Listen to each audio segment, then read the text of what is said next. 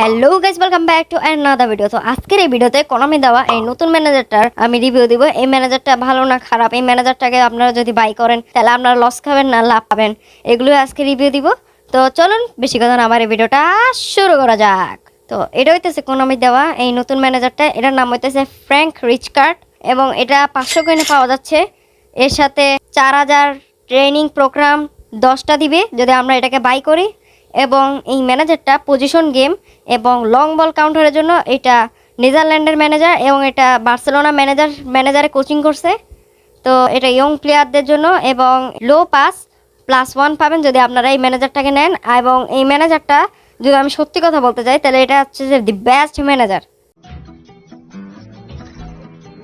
কারণ এটার position game 88 এবং লং বল কাউন্টার 88। যারা যারা লং বল কাউন্টারের ম্যানেজারের জন্য অপেক্ষা করতেছিলেন তাদের জন্য এটা একটা বেস্ট ম্যানেজার হইতে যাইতেছে।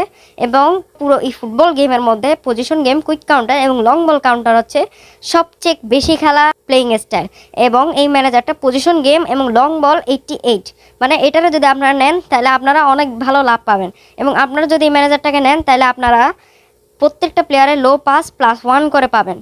তো এটা একটা অসম্ভব ভালো ম্যানেজার এবং আমি পার্সোনালি বলতে গেলে এই ম্যানেজারটাকে আমি নিজেও বাই করব লং বল কাউন্টারের জন্য। আপনারা যারা লং বল কাউন্টারে খেলেন তারা অবশ্যই ম্যানেজারটাকে কিনবেন যদি আপনাদের কোনো লং বল কাউন্টারের ম্যানেজার না থাকে। আর যাদের পজিশন গেমের কোনো ভালো ম্যানেজার নাই তারাও এই ম্যানেজারটাকে কিনতে পারেন।